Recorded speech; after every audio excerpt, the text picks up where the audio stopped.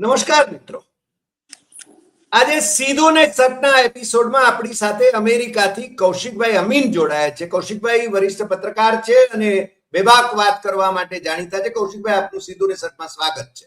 નમસ્કાર. નમસ્કાર કૌશિકભાઈ, આજે જે વાત કરવી છે એ તમારે ત્યાં એફબીઆઈએ અમદાવાદની સાબરમતી સેન્ટ્રલ જેલ એમાંથી લોરેન્સ બિશ્નોઈ જે ઇન્ટરનેશનલ ગેંગ ઓપરેટ કરે છે એવું જે વાત કરી છે અને વિદેશોમાં હત્યાઓ કરાવવા માટે એમની ગેંગનો ઉપયોગ થઈ રહ્યો છે, એના સંદર્ભમાં આપણે ત્યાંની એફબીઆઈ એના જે અહેવાલો આવ્યા છે એ અહેવાલો વિશે આપણે વાત કરીશું અને એના વિશે તમે છે ને એનું વિશ્લેષણ અમારા દર્શકોને જણાવો. અને સાથે સાથે જ્યારે અલી ખામની એમની શહીદી પછી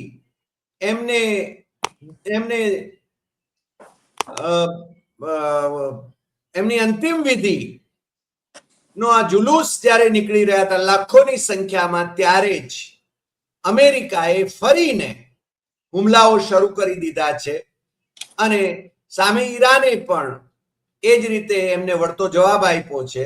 અમેરિકા જે કહે છે કે ઈરાન અટકચાળા કરે છે, ઈરાન કહે છે કે અમેરિકા અટકચાળા કરે છે અને એ રીતે આજે શાંતિ સ્થપાવવાની વાત હતી, સમજૂતી થઈ હતી, એમઓયુ થયું હતું, ઇઝરાયલ વાંકું ચાલતું હતું. આ બધા સંદર્ભમાં નાટોની બેઠક એ તુર્કીમાં મળે છે અને ઇસ્લામિક દેશો એ પણ પાછા સંગઠિત થઈ રહ્યા છે. આ સંદર્ભમાં આપ જરા વિગતે અમારી સાથે વાત કરો. પણ પહેલા તો છે ને લોરેન્સ બિશ્નોઈ એ સાબરમતી જેલમાંથી કઈ રીતે અમેરિકા કે કેનેડામાં હત્યા કરાવી શકે એ પ્રશ્ન તો અમને થાય છે, કારણ કે નિજ્જરની હત્યામાં પણ એમની ગેંગનો હાથ હોવાની વાત છે અને પન્નુ પર જે હુમલાઓ થયા ત્યાં તમારે ત્યાં અમેરિકામાં એમાં પણ એમની ગેંગનો હાથ હોય એવું લાગે છે અને એના સંદર્ભમાં ભારત સરકાર પણ બદનામ થઈ રહી છે. એટલે ખરેખર શું થયું છે એ અમે જાણવા માટે ખૂબ ઉત્સુક છીએ. એટલે કૌશિકભાઈ, ફરી એકવાર આપનું સ્વાગત અને આપ જરા વિગતે એની વાત કરો. નમસ્કાર. બે મુદ્દા પહેલા લઈ લઉં. લોરેન્સની વાત કરતા પહેલા નાટોની બેઠકમાં ટ્રમ્પ આનાકાની કરતા ગયા. કતારે આપેલી ભેટ વાળા વિમાનમાં ગયા અને પછી ઈરાનની બીક લાગી થોડી, એટલે પાછું જૂનું પ્લેન વાપરીને પાછા આવ્યા. અર્દનાનને કારણે તુર્કીની અંદર અર્દનાન મારા ખાસ મિત્ર છે, માય ડિયર ફ્રેન્ડ, અને એના માટે થઈને હું નાટોમાં આવ્યો છું. નાટોને 5% બજેટ વધારાનું માગ્યું અને નાટોવાળા સમજી ગયા છે કે આ તલમાં હવે બહુ તેલ નથી, આપણે આપણી લડાઈ જાતે લડવાની છે. એટલે 2035થી અમે 5% વધારો કરીશું એવો ગુલામ વાયદો કર્યો છે. સોરી, ગુલામ જ્ઞાતિનું અપમાન નથી કરતો, પણ ઉડતો વાયદો કર્યો છે કે 2035થી આ 5% વધારો તમે કરી શકશો. નાટો દેશોએ પોતે હથિયારો ખરીદવાનું બજેટ જુદું ફાળવ્યું છે અને ઇઝરાયલના મામલે ઈરાનની સાથે એ લોકો ખુલ્લીને નથી રહ્યા, પણ યુદ્ધની અંદર અમે સાથે નથી. જર્મનીનો દોર એમાં જુદો છે, બાકીના બધા દેશો અમેરિકાની જે નીતિ છે એનો વિરોધ કરી રહ્યા છે. અમારા રાષ્ટ્રપ્રમુખ ઉરાંગુટાંગ ક્રિમિનલ ડોનાલ્ડ જોન ટ્રમ્પ એ છલાંગો મારવામાં બહુ જ માહિર છે. સવારે કંઈક હોય, બપોરે કંઈક હોય, સાંજે કંઈક હોય, અને અભી બોલા અભી ફોક એ એમને ફાવી ગયું છે. વ્હાઇટ હાઉસ અમારું એ વ્હાઇટ હાઉસ સ્ટોક એક્સચેન્જ બની ગયું છે. ગામને નવડાવે છે, પોતે કમાય છે. એટલે અત્યાર સુધીના સૌથી ભ્રષ્ટ અને ક્રિમિનલ કહી શકાય એવા રાષ્ટ્રપ્રમુખ અમેરિકાને જનતાએ સ્વીકાર્યા છે મત આપીને. એટલે અત્યારે તો જનતાનો ચુકાદો આખરી ચુકાદો, અને અમારા માનનીય રાષ્ટ્રપ્રમુખ છે. લિખિત કરારો થયા છે, લિખિત વાતો થઈ છે, અને આ લોકો પેલા રશિયન રીંછ અને ઘેટાવાળી વાર્તાની જેમ તારો વાંક છે, તારા બાપાએ નહીં તો તારા દાદાએ અહીંયા પાણી પીધું છે અને મારે એઠું પાણી તારું પીવું પડે છે, ભલે એ નીચલા પ્રવાહે હોય, એ ન્યાય ટ્રમ્પ સાહેબ વર્તી રહ્યા છે. જી. અને ફરીથી યુદ્ધનો માહોલ શરૂ થઈ ગયો છે. 90 જગ્યાએ હુમલાઓ થયા છે. ચાબહાર પોર્ટ અદાણી સાહેબનું છે, એની ઘણી બધી જેટીઓ નષ્ટ થઈ છે ગઈકાલના હુમલામાં નવેસરથી. ગૌતમભાઈએ થોડી ત્યાં રમત પણ કરી હતી. સેન્કશન્સ લાગ્યા હતા ત્યારે કોઈને સબ લીઝ કરી અને ચાબહાર ટેમ્પરરી ખસી ગયા હતા. પાછા એનો દાવો કરવા ગયા, પણ ત્યાં ફરીથી આ હુમલાઓ શરૂ થયા છે. હોર્મુઝની ખાડીનો ખેલ અત્યારે ચાલવાનો છે, અને ઇઝરાયલથી જુદા પડી શકાય એવું નથી. ઇઝરાયલ અમારું 51મું રાજ્ય છે, 52મું રાજ્ય છે, 51મું પોર્ટોરિકો છે. એટલે એને તો અધિકૃત કેનેડાને તમારું રાજ્ય ગણાવો છો, એ તો ક્યુબાને રાજ્ય ગણાવો છો? આ શું માંડ્યું છે? શું યુનાઇટેડ કિંગડમ, કેનેડા, આ બધા અમારા, અને 57મું ભારત છે જ. ત્યાંના મુખ્યમંત્રી ભલે દાખલાઓ ગણાવતા હોય 7+1 8 2+, પ્રધાનમંત્રી, અમારા પ્રધાનમંત્રી, અને કેનેડામાં જઈને એ બી A²B² ના સમીકરણો રિઝોલ્વ કરતા હોય. 2AB ક્યાંથી આવ્યા શોધતા હોય, કે નાળામાંથી ગેસ નીકળે અને એની ચા ઉકાળી શકાય. આવી બધી વાતો ઘણી બધી વખત કરે છે. We feel ashamed about his comments. સાચું કહું તો, કારણ કે બુદ્ધિહીન આ બધી કોમેન્ટ એ કદાચ એમના અમેરિકાવાસી અંધભક્તોને પણ ખુશ કરતા હશે, પરંતુ અહીંયા જે લોકો બુદ્ધિથી વિચારે છે એ લોકો પ્રાઇમ મિનિસ્ટરના આવા ગણિતથી એ હાસ્યાસ્પદ ગણાવે છે, અને વી ફીલ ashamed. કુપડ જેને કહે, અભણ અને કુપડ, આ બંને ભેગું થયું છે, એટલે એનો કોઈ ઉકેલ નથી. પણ અત્યારે ઈરાન પર ફરીથી ડે બાય ડે હુમલાઓ થશે. ગેસનો ભાવ $72 હતો, એ વધીને 78+ થયો છે, અને હજી વધવાનો છે. એટલે ઘટી રહ્યા છે, પાછા ઉપર જઈ રહ્યા છે, ઉપર ગયા. ગઈકાલથી $78+ ચાલી રહ્યા છે. એટલે અમેરિકામાં પણ અત્યારે હજી આજે કોઈ ભાવ વધારો થયો નથી. 4 જુલાઈનું હમણાં લોંગ વીકેન્ડ ગયું, એમાં લોકો ઘણા બધા બાય રોડ ટ્રાવેલ કર્યું, એટલે થોડી રાહત હતી. પણ એક તરફ ખામેનીના જનાજાનો છેલ્લો દિવસ છે, એની દફન વિધિનો જે મલાજો રાખવો જોઈએ એ મલાજો નેવે મૂકી અને ક્રૂરતાની પણ અને હદ કરતા એક શરમજનક, એક ગ્રેસફુલ, વિશ્વની લોકશાહીનું ગ્રેસ જે છે અમેરિકાએ ખોઈ ચૂક્યું છે. અને અમેરિકાની આમાં ભારે બદનામી પણ થઈ રહી છે. જ્યારે કરોડો લોકો, લાખો લોકો જનાજામાં ઉપસ્થિત છે, એ લોકોને પણ ભયભીત કરી, અને છતાં પણ એ બહાદુર પ્રજા કહી શકીએ, ઈરાનની પ્રજાએ જે ખમીર બતાવ્યું છે કે 6 દિવસ સુધી લાખોની સંખ્યામાં લોકો ઉમટી પડ્યા છે ઈરાન અને ઈરાકમાં, અને આજે એની અંતિમ વિધિ, દફન વિધિ હતી. ભારતના મીડિયા બહુ ઓછું કવરેજ કરી રહ્યા છે. અમેરિકી મીડિયા પણ અત્યારે ઓછું કવરેજ કરી રહ્યા છે. કમનસીબે CNN જેવી સંસ્થા અત્યારે ટ્રમ્પના મિત્રએ ખરીદી લીધી છે, એટલે ઘણા બધા સ્ટેશન CNN પર પણ આવે છે. એ ફોક્સ ન્યૂઝની પેટા બ્રાન્ચ બની ગઈ છે હવે. એટલે આપણે ત્યાં અદાણી સાહેબે જે રીતે કેપ્ચર કર્યું, NDTV છે, સૌરાષ્ટ્ર સમાચારના, સૌરાષ્ટ્ર ટ્રસ્ટના જે રીતે ટ્રસ્ટીઓને બદલીને ફેરબદલ કરી છે, જન્મભૂમિ ફૂલછાપ સહિતના પેપરોમાં જે રીતે એમને, અને બધી ચેનલોમાં ઘણી બધી જગ્યાએ એમના ઇન્વેસ્ટમેન્ટ છે. એટલે સરકારી પપેટ થઈને ભારતની 300થી વધારે મેઇન ચેનલો એ સરકારના જ ગાણા ગાય છે. જે માહિતી ખાતાનું કામ છે એ લોકો કરી રહ્યા છે. રાઈટ. એપાર્ટ ફ્રોમ કે ભારતે જે એડવાન્ટેજ લેવો જોઈતો હતો એ એડવાન્ટેજ ઈરાનની બાબતમાં લઈ શક્યા નથી.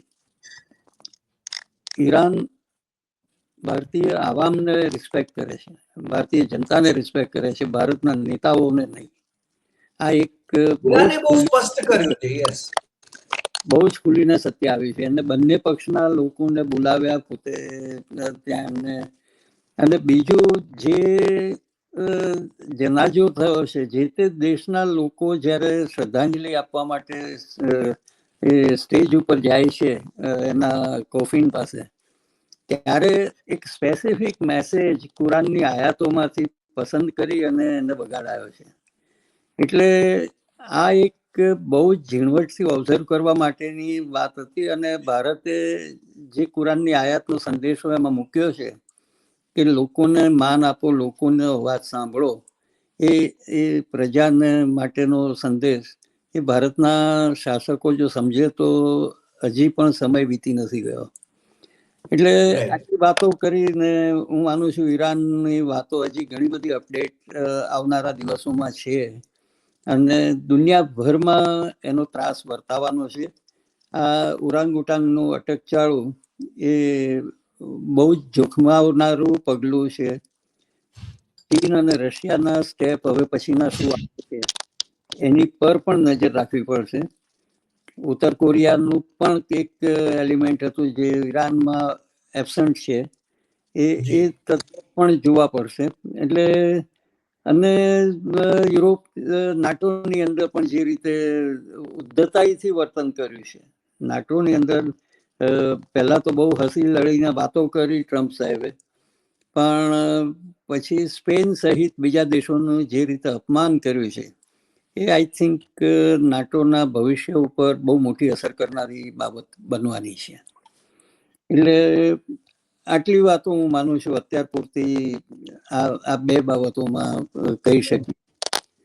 અમેરિકાની ઉજવણીની અંદર પણ અહીંયા ફિફાની વર્લ્ડ કપ ફૂટબોલ સોકરની ગેમ્સનું ચાલી રહ્યું છે અને સેમીફાઇનલ ગેમો હવે આજથી આવતીકાલથી એટલે ફ્રાઈડેથી શરૂ થવાની છે. 8 ગેમો, 8 સેમીફાઇનલ અને 19મી ફાઇનલ થશે.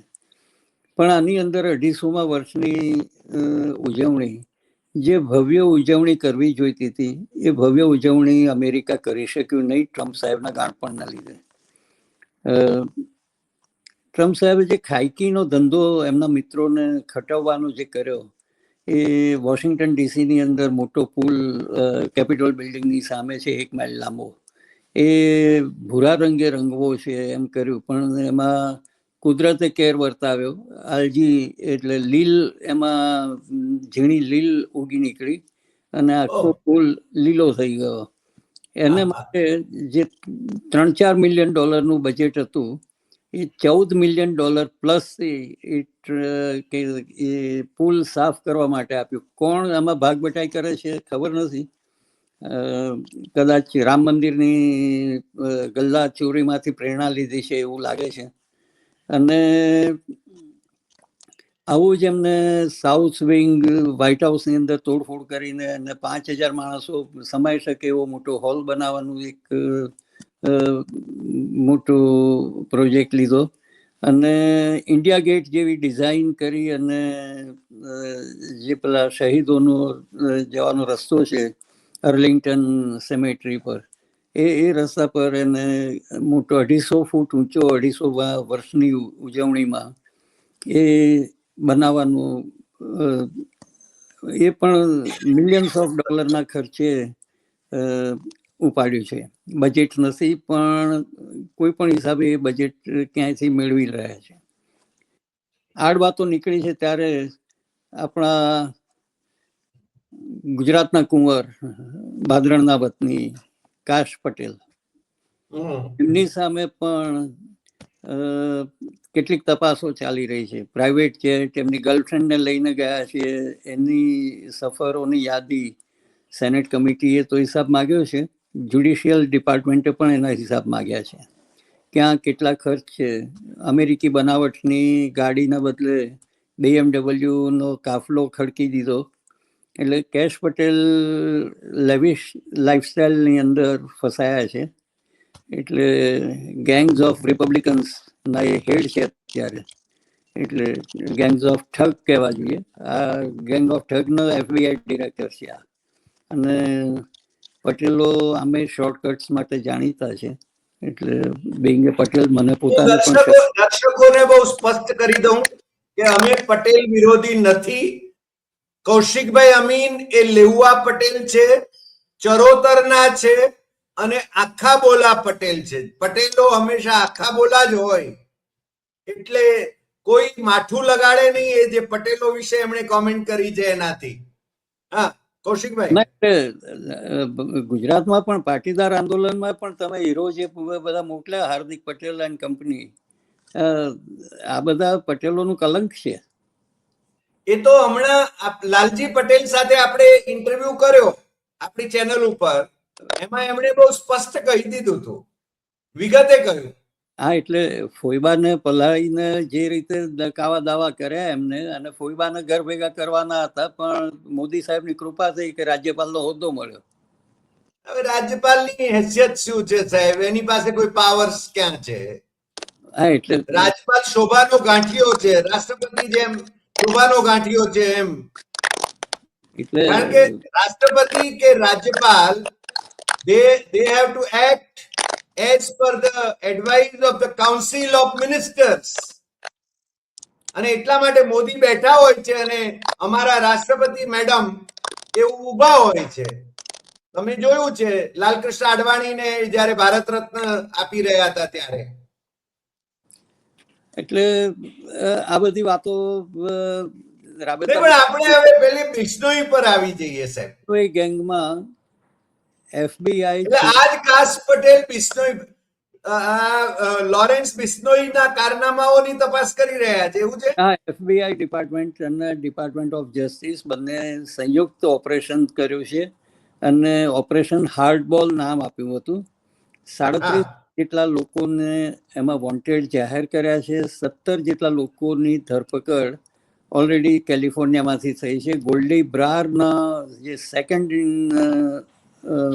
એલિગેશન્સ છે, એ ગોલ્ડી બ્રાર એ અત્યારે લાપતા છે અને $50,000 ઇનામ એના માટે જાહેર કર્યું છે.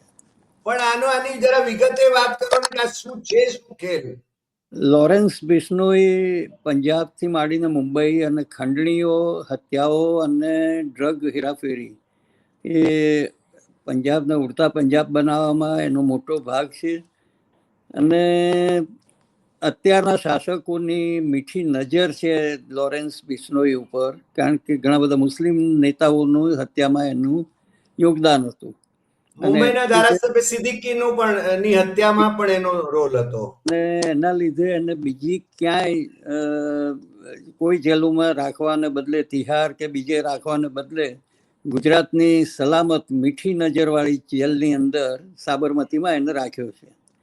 સાબરમતીમાં ફોન ઉપરથી એ વિશ્વભરની અંદર પોતાની ગેંગ્સ ચલાવે છે અને આ ગેંગ્સમાં હજી ઘણી બધી ધરપકડો થશે. અત્યારે જે લોકોને પકડાયા છે એ લોકો અમેરિકા, કેનેડા અને સ્પેનમાંથી પકડાયા છે. જે 37 નામ છે એમાંથી મોટાભાગના પકડાઈ ગયા છે. યુરોપના હજી બીજા દેશોમાં પણ પકડાશે. આ બધા બિશ્નોઈ ગેંગના માણસો છે એવું FBI કહે છે. ભાઈ વિનોદ બિશ્નોઈને પણ પકડી લેવાયો છે અહીંયા. અને મોટી માત્રામાં હથિયારો, 1000 કિલોથી વધારે ડ્રગ્સ, જુદી જુદી જાતના, લાખો રૂપિયાની કેશ અને ઘણી બધી વિગતો, ઈમેલ્સ, ઝૂમના રેકોર્ડિંગ, ઘણું બધું પકડાયું છે. શરૂઆત થઈ હતી નિજર હત્યાકાંડથી કેનેડામાં. કેનેડાની અંદર નિજરની હત્યાની અંદર બિશ્નોઈ ગેંગનો હાથ હોવાની વાત આવી હતી અને એની સોપારી રો અને હોમ ડિપાર્ટમેન્ટ ભારતનું એમને આપી હોવાની એમાં ક્લિયર વાત હતી. અને સંસદની અંદર પણ ત્યારના વડાપ્રધાન ટ્રુડોએ એ નિવેદનમાં સ્પષ્ટ રીતે એનો ઉલ્લેખ કર્યો હતો. ભારતના સંબંધો એમાં વણસ્યા હતા અને ઇંગ્લિશમાં જે હિન્દી બોલનારા વડાપ્રધાન, વિદેશ મંત્રી અને હોમ મિનિસ્ટર એ ઇંગ્લિશમાં જવાબ આપે છે, we have nothing to do with this. હવે સારું છે, એમનું ઇંગ્લિશ થોડું સાચું ને સારું હતું, પણ they have everything to do with that. એટલે વિશ્વ ગેંગમાં પછી તો સત્તા પલટો થયો, ટ્રુડોને જવું પડ્યું અને અત્યારે જે પ્રાઇમ મિનિસ્ટર આવ્યા એને ટ્રેડની લાલચ, વેપારની લાલચ છે કાર્નીને, અને કાર્નીને વેપારની સામે બધું જતું કરવાની ફરજ પડી છે, દબાણ થયું છે. અને સાહેબ અહીંયા કઈ મેલોડી પકડાઈ કાર્નીને ખબર નથી. એટલે કારની ઓળઘોળ છે અને બધા જ આરોપો ફાઇલ કરી દીધા છે. કેસો હજી પાછા ખેંચાયા નથી. એટલે તપાસ ચાલુ છે, હોલ્ડ ઉપર છે. નિજર હત્યાકાંડની અંદર જે આરોપો છે એ તો, અને તમે જુઓ કે જે ગેંગ કેનેડાની અંદર જે ઓપરેટ થતી હતી એ બધા સ્ટુડન્ટ વિઝા પર આવેલા લોકો છે. એટલે લાંબા ગાળે ભારતના સ્ટુડન્ટ અમેરિકાની અંદર પણ પકડાયા છે, એમાંથી કેટલાક સ્ટુડન્ટ વિઝા પર છે. અહીંયા ગુરપતવંતસિંહ પન્નુ એનો કેસ, એની હત્યાનો પ્રયાસ હતો અને પંકજ મલિકને ત્યાંથી યુરોપમાંથી પકડીને લઈ આવ્યા. વિદેશ વિભાગ અને અહીંયાના કોન્સ્યુલેટે ખંખેરીને કહી દીધું કે અમે આને ઓળખતા નથી ને અમારે કોઈ લેવા દેવા નથી.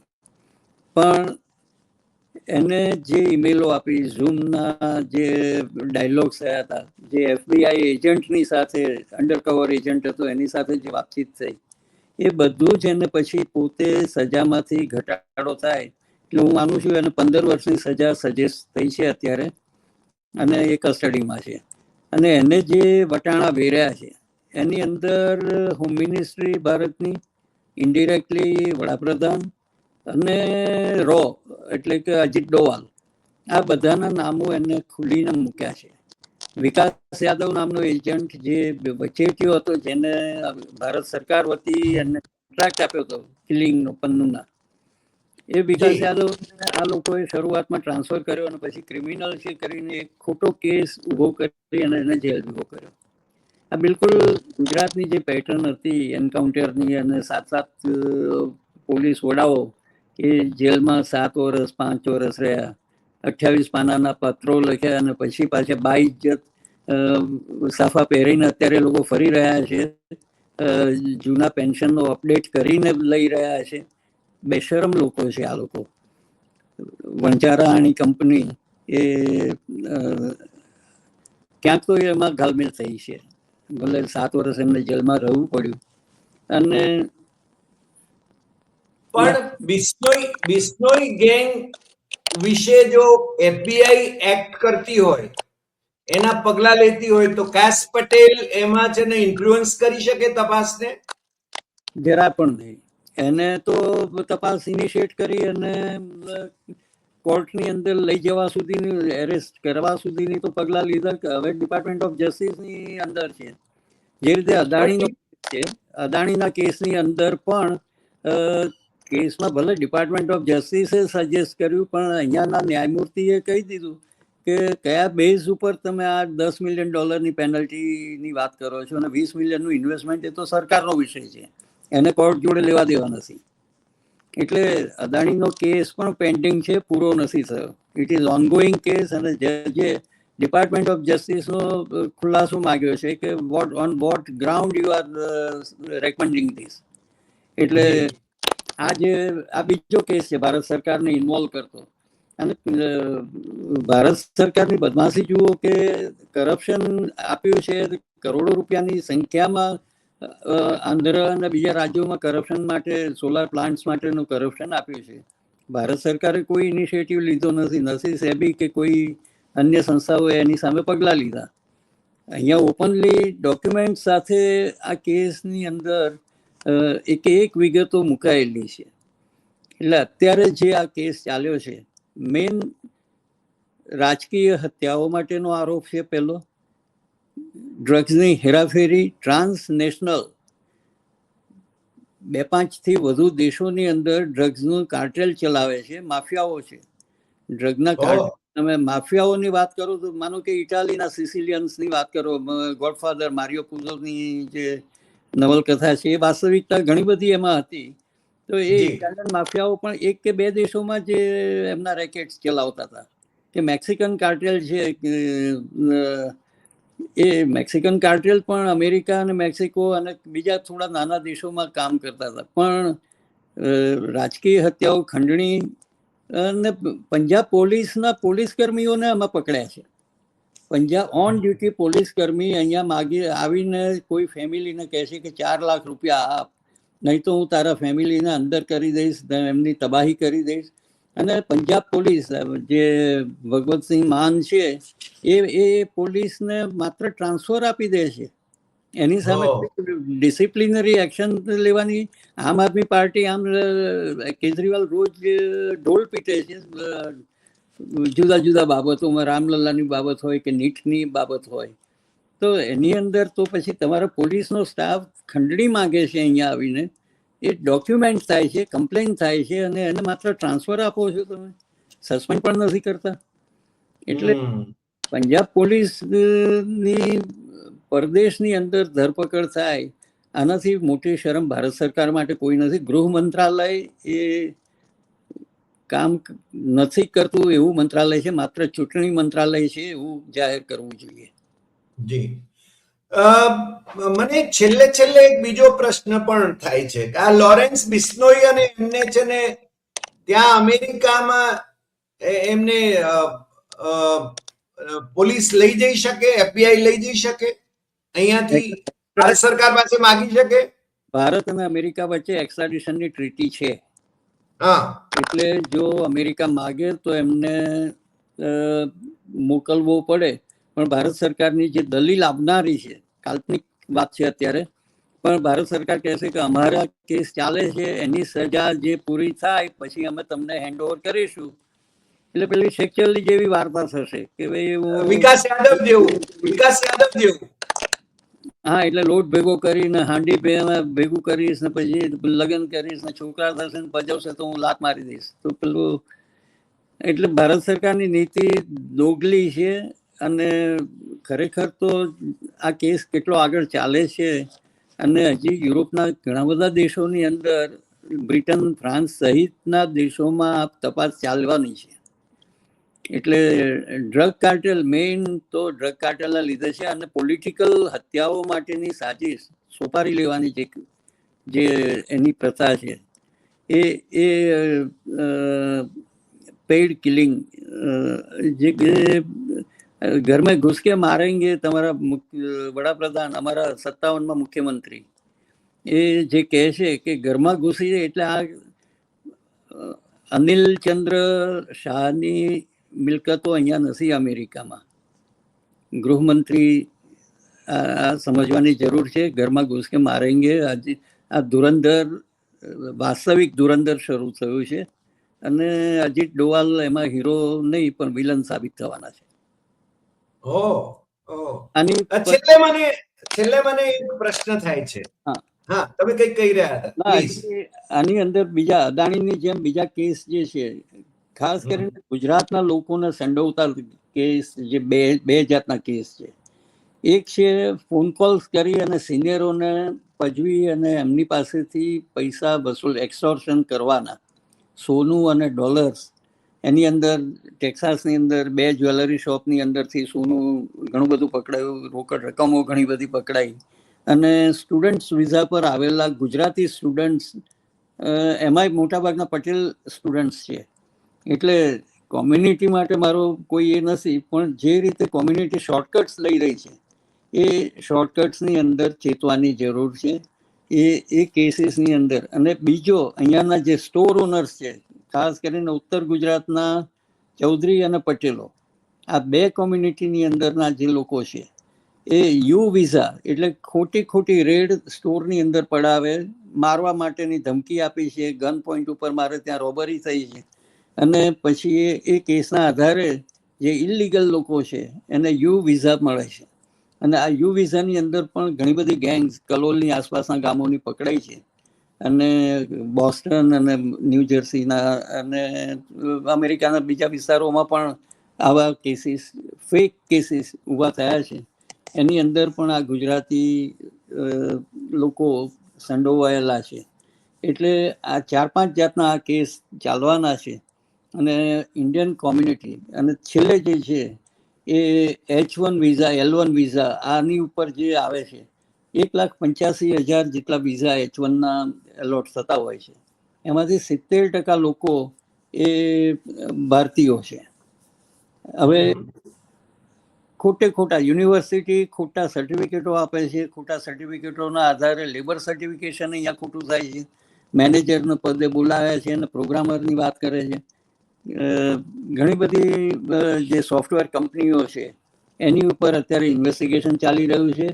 આપણા જમાઈ JD વેન્સ ઉપપ્રમુખ છે અમારા, અને ઉષાબેનના ઘરવાળા, એ ગઈકાલે એક જાહેર પ્રવચનમાં કહ્યું કે H1ની અંદર અને L1ની અંદર જે ફ્રોડ થાય છે, અમેરિકી નોકરીઓ છીનવાઈ રહી છે અને ભારતીયો એમાં જવાબદાર છે.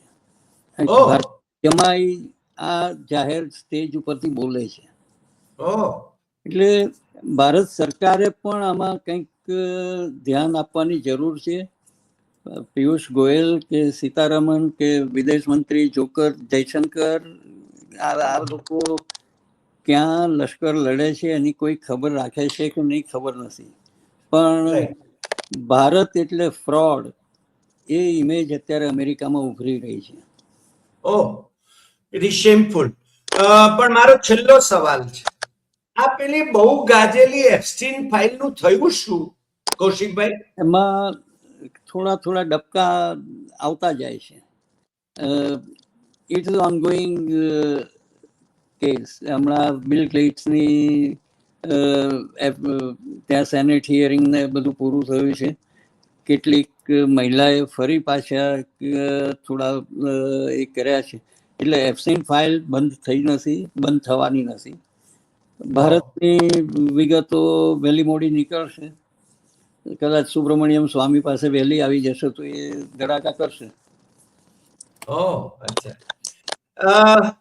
કૌશિકભાઈ, આજે આપ જોડાયા ને આટલી બધી બાબતોની આપણે ચર્ચા કરી, ખાસ કરીને ઈરાન અને અમેરિકાના કોન્ફ્લિક્ટ થી માંડીને લોરેન્સ બિશ્નોઈની માફિયા ગેંગ જે જેલમાં, સાબરમતી સેન્ટ્રલ જેલ અમદાવાદની જે છે, ત્યાં બેઠા બેઠા એ જો દુનિયાભરમાં રાજકીય હત્યાઓને ખંડણી ઉઘરાવવાની વાત કરતી હોય તો મને, અને FBI એની તપાસ કરતી હોય, એમાં ધરપકડો થતી હોય તો, અને તમે જેમ છેલ્લે કહ્યું એમ કે યુએસમાં ભારતની છબી એક ફ્રોડ તરીકેની છપાઈ રહી છે, તો આ ગંભીર બાબત છે આપણા માટે પણ. એટલે અહીંયા ભારતીયો માટે પણ ચિંતાનો વિષય છે, ભારતીય શાસકો માટે પણ આ ચિંતાનો વિષય હોવો જોઈએ.